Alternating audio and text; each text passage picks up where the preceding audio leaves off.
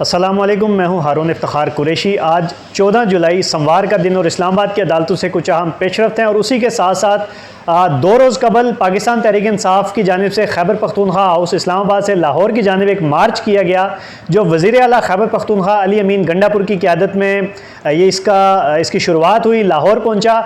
मकसद इसका ये था कि एक इमरान खान ने जेल से एक पैगाम दिया था कि एक तहरीक का आगाज़ किया जाए, अवामी एहतजाजी तहरीक का।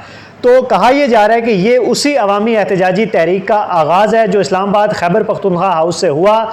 और लाहौर में ये जो काफ़िला था जिसके अंदर पाकिस्तान तहरीक इंसाफ के जो मेम्बरान असम्बली हैं, सूबाई असम्बली के मेम्बरान और कौमी असम्बली के मेम्बरान, वो तमाम लोग उसमें शरीक थे।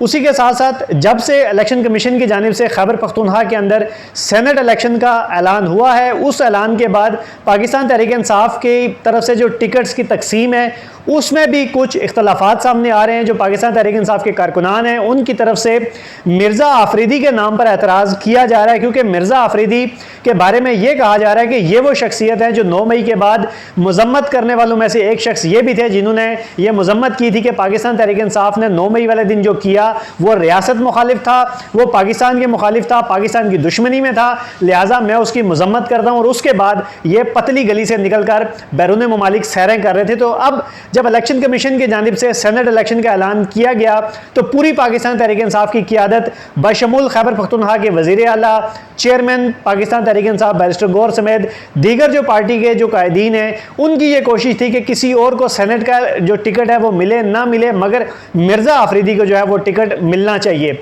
मिर्ज़ा आफरीदी के नाम के साथ 12 करोड़ रुपए की बात भी जुड़ रही है।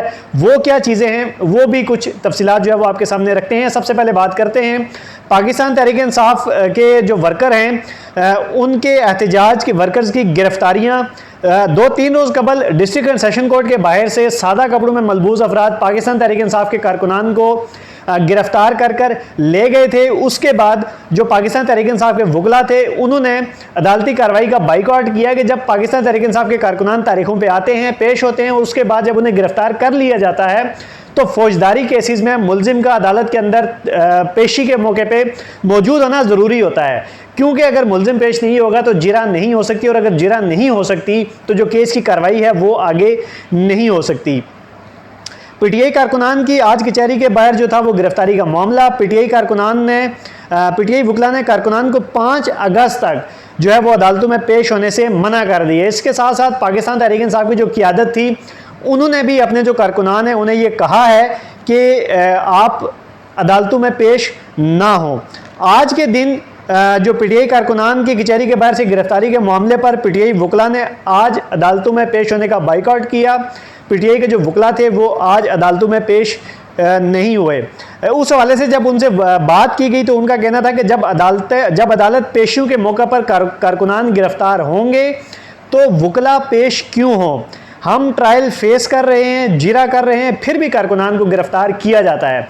यानी कि वकला की तरफ से ये कहा गया कि पाकिस्तान तहरीक इंसाफ के जो वकला हैं, जो कारकुनान हैं, उनके ऊपर जो मुकदमात हैं वो मुकदमात को फेस कर रहे हैं, हर तारीख पर अदालत में पेश होते हैं। उसके बावजूद अगर कारकुनान को गिरफ्तार किया जाता है हमारा सब कुछ फेस करने के बावजूद, तो फिर हम अदालत में क्यों पेश हों। मज़ीद उन्होंने कहा कि फ़ौजदारी केसेस में मुल्ज़मान के बगैर जिरा नहीं हो सकती, तो जब मुल्ज़मान ने नहीं आना तो हम अदालत में जाकर क्या करेंगे। पीटीआई कारकुनान के आज इंसदाद दहशतगर्दी अदालत में केसेस जो हैं वो ज़ेर समाअत थे। पीटीआई क़यादत की जानिब से कारकुनान को अदालतों में पेश न होने का हुक्म दिया गया है। ये जो केसेस हैं ये कुछ केसेस 9 मई के हैं और कुछ केसेस 26 नवंबर को जो पाकिस्तान तहरीक इंसाफ ने एहतजाज किया था उस एहतजाज के कुछ केसेस हैं जो इंसदाद दहशतगर्दी अदालत में चल रहे हैं और इस्लामाबाद के मुख्तलिफ थानों में ये मुकदमात दर्ज हैं। इसी के साथ साथ गुज़श्ता रोज़ डिस्ट्रिक्ट एंड सेशन कोर्ट के अंदर जो था फैमिली जज हैं समंत कुमारी, उन पे इस्लामाबाद के जो डिस्ट्रिक्ट बार है उन्होंने ये इल्ज़ाम लगाया था कि उनका जो रवैया होता है वकला के साथ और जो साइलिन है उनके साथ वो इंतहाई बदतमीज़ाना होता है। वो वकला की फ़ाइलें उठाकर फेंक देती हैं, साइलिन के साथ बदतमीज़ी करती हैं, वकला के साथ बदतमीज़ी से पेश आती हैं। तो लिहाजा जब तक उनका तबादला नहीं किया जाता तब तक वकला उनकी अदालत में पेश होने का बाइकआउट करेंगे। उसके बाद डिस्ट्रिक्ट जनरल बार की जो बॉडी थी उसका एक अहम इजलास हुआ। उस इजलास में अदालतों के तालाबंदी और हड़ताल समेत आइंदा का जो लाए अमल था उस पर बात की गई।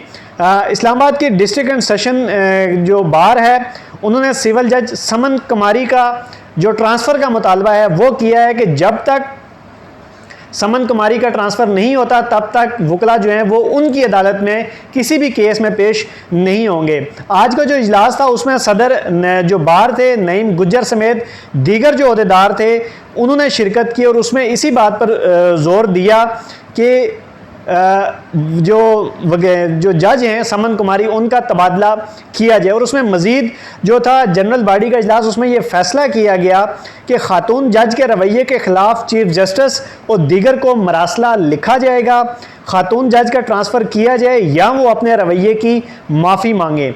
जनरल बॉडी के इजलास में ये फ़ैसला हुआ है कि या तो समन कुमारी का यहाँ से ट्रांसफ़र किया जाए फैमिली कोर्ट से, या उनकी तरफ से जो रवैया रखा गया वकला के साथ और साइलिन के साथ उस रवैये पे वो माफ़ी मांगे। मज़ीद वकला का ये कहना था कि खातून जज वकला के साथ बदतमीज़ी करती हैं और फाइलें उठाकर फेंक देती हैं। अगर मुतालबात मंजूर ना किए गए कि अगर समन कुमारी जो जज हैं उनका ट्रांसफ़र ना किया गया या उन्होंने माफ़ी ना मांगी तो फिर आइंदा के लाएअमल का जो है वो ऐलान किया जाएगा। इसी के साथ साथ इंसदाद दहशतगर्दी अदालत के अंदर पाकिस्तान तहरीक इंसाफ के कारकुनान के ख़िलाफ़ संजानी जलसा के मौका पर दर्ज मुकदमे का जो मामला था, पीटीआई के 11 कारकुनान मुतलका मुकदमे में अदालत में पेश हुए। पुलिस की जानिब से मुलजमान के 15 दिन के जिस्मानी रिमांड की जो है वो इस्तदा की गई, मगर अदालत ने 3 दिन का जो था वो जिस्मानी रिमांड मंजूर किया और 3 दिन के रिमांड पर पुलिस के हवाले कर दिया। इस केस की जो समाअत थी वो इंसदाद दहशतगर्दी अदालत के जज ताहिर अब्बास सिपरा ने की और उनकी अदालत में मुलजमान को पेश किया गया। मुलजमान पर जो इल्ज़ाम है वो पुलिस पर तशद्दुद और असलहा बरामदगी समेत कुछ जो बाकी इल्ज़ामात हैं वो लगाए गए हैं। इन मुलजमान को दोबारा जो है वो 12 जुलाई को अदालत में पेश किया जाएगा। अब बात करते हैं खैबर पख्तूनख्वा के अंदर सेनेट इलेक्शन के हवाले से पाकिस्तान तहरीक इंसाफ की तरफ से जो टिकट तकसीम किए गए हैं उस पर जो पीटीआई के जो कारकुनान हैं वो सबसे ज़्यादा जो एतराज़ हैं वो कर रहे हैं मिर्ज़ा आफरीदी के नाम पे। उनकी तरफ से मुख्तलिफ वीडियोज़ में ये कहा जा रहा है कि मिर्ज़ा आफरीदी वो शख्स हैं जिन्होंने 9 मई के बाद जो लोग पाकिस्तान तहरीक इंसाफ को और इमरान खान का साथ छोड़कर जा रहे थे तो ये भी उन लोगों में शामिल थे। गुज़श्ता रोज़ इमरान रियाज ने अपने व्लॉग में ये कहा कि एक चीज़ ये सामने आई है कि मिर्ज़ा आफरीदी ने 12 करोड़ रुपए शिबली फराज जो हैं उन्हें दिए, और जब शिबली फराज से उस बारे में पूछा गया कि ये जो 12 करोड़ रुपए मिर्ज़ा आफरीदी ने आपको दिए ये कहाँ खर्च हुए, जिस पे शिबली फराज ने ये कहा कि ये जो 12 करोड़ मिर्ज़ा आफरीदी ने दिए ये 12 करोड़ इमरान खान के जो वकला हैं जो केसेस लड़ रहे हैं उनकी फ़ीसें अदा की गई। अब यहाँ पे बड़ी दिलचस्प सूरत हाल पैदा होती है कि शिबली फराज अगर ये कह रहे हैं कि 12 करोड़ रुपए जो मिले वो वकला की फ़ीसें अदा की गई, तो जो अलीमा खान जो कहती हैं कि इमरान खान के केसेस में वकला की फ़ीसें उनकी फैमिली अदा करती है, तो वो क्या मामला है। दूसरी तरफ जब वकला से पूछा जाता है तो वकला ये कहते हैं कि वो इमरान खान के केसेस जो हैं वो लड़ने की कोई फ़ीस नहीं लेते। अब 3 बयानात हैं। शिबली फराज कहते हैं कि 12 करोड़ इमरान खान के वकला को दिए, अलीमा खान कहती हैं कि इमरान खान के केसेस की फ़ीस वकला को उनकी फैमिली अदा करती है।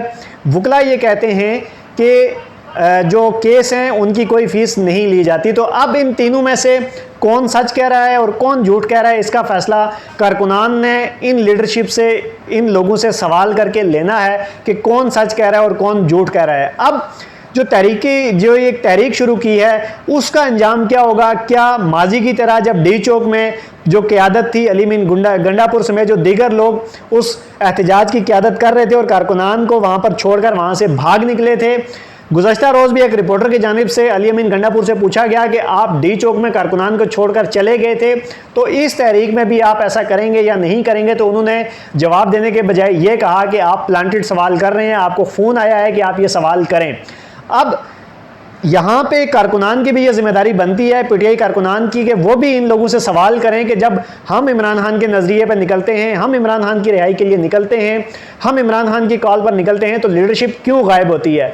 अगर ये सारे लोग डी चौक के अंदर कारकुनान के साथ मौजूद थे तो खैबर पख्तूनख्वा हाउस के अंदर वो डब्बे कौन दिखा रहा था एक इंटरव्यू में कि मैं इन डब्बों में छुपा था, फिर मैं मारगला के रास्ते होते हुए KPK पहुंचा और पेशावर की असम्बली के अंदर पहुंचा। तो ये कुछ चीज़ें थी जो कुछ अहम पेशरफ थी जो आपके सामने रखनी थी। अब जिम्मेदारी ये पीटीआई कारकुनान की है कि वो लीडरशिप से सवाल करे, ना सिर्फ सवाल करे बल्कि जवाब भी ले।